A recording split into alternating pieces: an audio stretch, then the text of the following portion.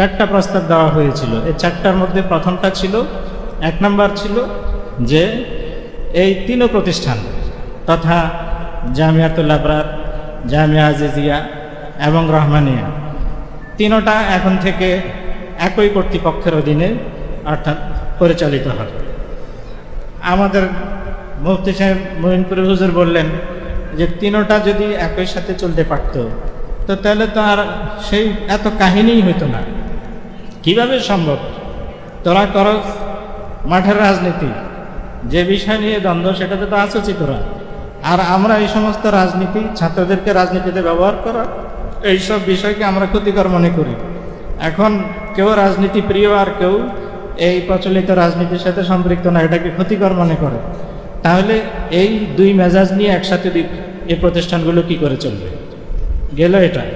2 নম্বর প্রস্তাব করা হলো যে জামিয়াতুল আবরারের তত্ত্বাবধানে চলবে এই কর্তৃপক্ষ, আর আজিজিয়া আলাদের তত্ত্বাবধানে চলবে। ভবনটা চলবে হলো যৌথ কর্তৃপক্ষের তত্ত্বাবধানে। সেটাও ছিল একই রকম প্রস্তাব, আগেরটার মতোই, যে এই দুই কর্তৃপক্ষ যৌথ কর্তৃপক্ষ কিভাবে চালাবে, এটা সম্ভব না। তো 3 নম্বর আসলো কি প্রস্তাব? 3 নম্বর প্রস্তাবটা আরো হাস্যকর। এই প্রস্তাব কি করে দেয় আমাদের বুঝে আসে না। 3 নম্বর প্রস্তাব ছিল যে এই ভবন এক পক্ষ ব্যবহার করবে, আরেক পক্ষ দাবি ছেড়ে দিবে। যারা ব্যবহার করবে তারা এর একটা ভ্যালু, দাম নির্ধারণ করবে, জায়গা এবং ভবনের নির্ধারণ করে যারা ভবনে থাকবে তারা সেখানে 40% মূল্যের সুবিধা ভোগ করবে, আর যারা দাবি ছেড়ে দিয়ে বাইরে থাকবে তাদেরকে, যারা ওখানে থাকবে ভবনে, তারা 60% মূল্য পর্যায়ক্রমে কিস্তিভিত্তিক পরিশোধ করে দিবে। তো এই ছিল তৃতীয় প্রস্তাব। তো বলা হলো যে এটা কেমন কথা? এটা কি ব্যক্তিগত সম্পত্তি ভাগাভাগি নাকি? এই ভবন কি বিক্রি করা যায়? বিক্রি করার তো কোনো সুযোগ নাই। গেল এটা 3 নম্বর। এইবার আসলো 4 নম্বর প্রস্তাব। 4 নম্বর প্রস্তাব কি বলে? 4 নম্বর প্রস্তাব হলো যে তারা ভবন ছেড়ে দিবে। ভবন ছেড়ে দিবে, কিন্তু শর্ত। এই 4 নম্বরের কিছু জুজি শর্ত। 1 নম্বর শর্ত হলো শাইখুল ইসলাম হুজুরকে প্রতিষ্ঠাতা মানতে হবে, একক প্রতিষ্ঠাতা। 2 নম্বর হলো শাইখুল ইসলাম হুজুরের ব্যাপারে আমাদের কর্তৃপক্ষ অতীতে সময়ে সময়ে যে সিদ্ধান্তগুলো নিয়েছে সেই সিদ্ধান্তগুলো প্রত্যাহার করতে হবে। 3 নম্বর শর্ত ছিল শাইখুল ইসলাম হুজুরের ব্যাপারে এই তরফ থেকে যে অসম্মানজনক শব্দগুলো ব্যবহার করা হয়েছে সেগুলো প্রত্যাহার করে নিতে, এগুলোর জন্য দুঃখ প্রকাশ করতে হবে। 4 নম্বর শর্ত ছিল যে জামিয়া রহমানিয়ার জন্য একটা মজলিসে শুরা গঠন করতে হবে। সেই মজলিসে শুরার মধ্যে শাইখের খানদানের কোনো একজনকে সদস্য হিসেবে রাখতে হবে। 5 নম্বর শর্ত ছিল জামিয়া রহমানিয়াকে তাইসির থেকে নিয়ে উপরের সকল জামাত সহ পূর্ণাঙ্গ জামিয়া হিসেবে পরিচালিত করতে হবে। 6 নম্বর শর্ত ছিল 2021 সাল থেকে নিয়ে 21 সাল পর্যন্ত, এই 20 বছরে আমরা যখন সেখানে ছিলাম না, ওই সময়ে সেখানে যারা শিক্ষাপ্রাপ্ত হয়ে ফাজিল হয়ে বের হয়ে গেছে তাদের সনদ এবং প্রত্যয়নপত্র আমাদের তরফ থেকে দিতে হবে। আমরা এই 6টা শর্তের মধ্যে থেকে এগুলো বলা হয়েছে যে এগুলো তোমরা লিখিত দাও, লিখিত দেওয়ার পরে সেগুলোর আমরা বিবেচনা করে জবাব দিব। প্রথম শর্ত ছিল শাইখুল ইসলাম হুজুরকে একক প্রতিষ্ঠাতা হিসেবে স্বীকার করা। আমরা গঠনতন্ত্র, এবং যেই গঠনতন্ত্র শাইখুল ইসলাম হুজুর নিজে তৈরি করাইছিলেন মাওলানা ইসহাক সাহেবকে দিয়ে, খেলাফত মজলিসের নায়েব আমির এবং সাবেক কীভাবে জানি মন্ত্রী ছিলেন উনি, ওই মন্ত্রী সাহেব ওনাকে দিয়ে লেখানো এবং সেটা জয়েন্ট স্টক কোম্পানি থেকে পাস করানো রেজিস্টার্ড গঠনতন্ত্র। সেই গঠনতন্ত্রের 3য় পাতায় উল্লেখ আছে যে এই প্রতিষ্ঠানের প্রতিষ্ঠাতা হলেন 10 জন। এই 10 জনের নাম এখানে দেওয়া হয়েছে। 10 জনের মধ্যে হাজী আব্দুল মালিক সাহেব হলেন 1 নম্বর, 2 নম্বর হলেন শাইখুল ইসলাম হুজুর। শাইখুল ইসলাম হুজুরের পদবী সেখানে শাইখ হিসাবে তিনি কি আছেন? প্রতিষ্ঠাতাদের অন্তর্ভুক্ত আছেন। আমাদের তরফ থেকে বলা হলো যে যদি এখন প্রতিষ্ঠাতাদের কোনো তালিকা দিতে হয় তাহলে হুজুরের হাতে গঠিত সেই গঠনতন্ত্র অনুযায়ী আমরা এখানে 10 জনের নাম দিয়ে একটা প্লেট তৈরি করব, বোর্ড তৈরি করব। এই বোর্ড যেখানে স্থাপন করার কথা তোমরা বলো সেখানে স্থাপন করে দেওয়া হবে। বাইরের গেটে বলো বাইরে, আর ভিতরে দপ্তরে বলো ভিতরে, কিংবা উভয় জায়গায় বললে উভয় জায়গায় কি করে দেওয়া হবে, স্থাপন করে দেওয়া হবে।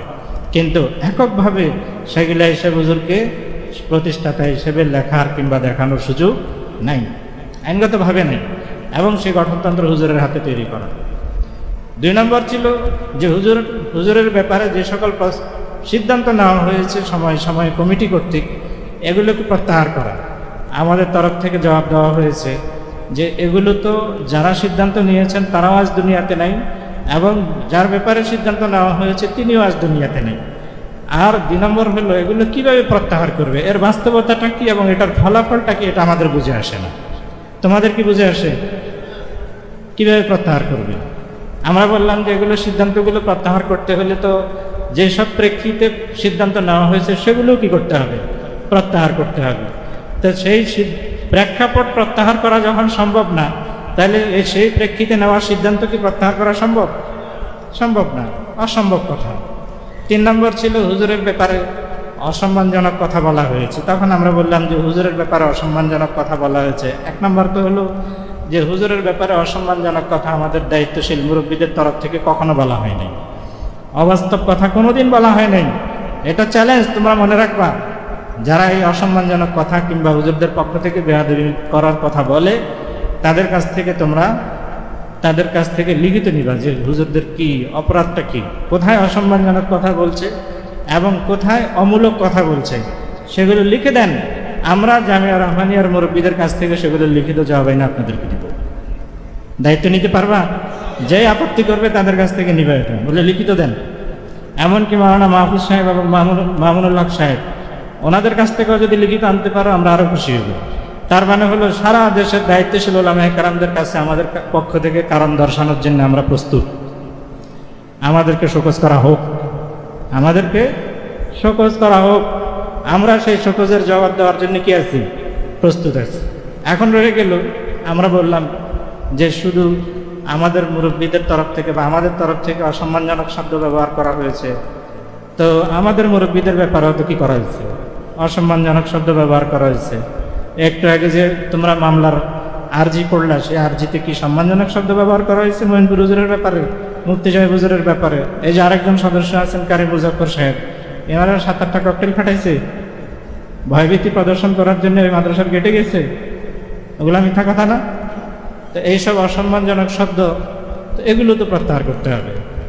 দুঃখ যদি প্রকাশ করতে হয় তাহলে 2 তরফ থেকে প্রকাশ করতে হবে। আমাদের এই জবাবটা ঠিক ছিল? ঠিক ছিল। তারপরে আসো 4 নম্বর বলছিল যে মজলিসে শুরায় তাদেরকে একজন সদস্য হিসেবে রাখতে হবে। আমরা বললাম যে হুজুরের উপস্থিতিতে প্রতিষ্ঠাকালীন সময়ে গঠিত গঠনতন্ত্রের মধ্যে মজলিসে শুরার কোনো কথা নাই। এই গঠনতন্ত্রের মধ্যে এখন যদি আমরা মজলিসে শুরা গঠিত করতে যাই, তাহলে কি লাগবে, সাধারণ পরিষদে, পরিচালনা পরিষদ থেকে সাধারণ পরিষদে প্রস্তাব আসতে হবে এবং সেই প্রস্তাব সাধারণ পরিষদে গৃহীত হইতে হবে। তারপরে যদি হয় এমনভাবে, তাহলে আমরা ওনাদের পরিবারের কোনো একজনকে, তারা যাকে মনোনীত করবে তাকে সদস্য হিসেবে নিব ইনশাআল্লাহ। ঠিক আছে জবাব? তারপরের প্রস্তাব ছিল জামিয়া রহমানিয়াকে তাইসির থেকে নিয়ে শেষ পর্যন্ত পূর্ণাঙ্গ জামিয়া হিসেবে পরিচালনা করা। বললাম একদম সহজ কথা। এখানে আমাদের ভবিষ্যৎ পরিকল্পনা এটা আছে যে এই প্রতিষ্ঠানকে একেবারে শুরু থেকে শেষ পর্যন্ত পূর্ণাঙ্গ সব জামাত এখানে কি করা হবে, চালু রাখা হবে। 6 নম্বর প্রস্তাব ছিল তাদের ওই ছাত্রদের সনদ এবং প্রত্যয়নপত্র। বলছে খুবই সহজ কথা, তারা যার ব্যাপারে সব প্রত্যয়নপত্র দিতে বলবে এখান থেকে প্রত্যয়নপত্র দিয়ে দেওয়া হবে।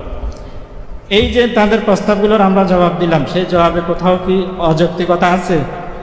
কোনো অযৌক্তিকতা নেই, কিন্তু এরপরে অদৃশ্য কারণে আর সেটা আগে বাড়ে নেই।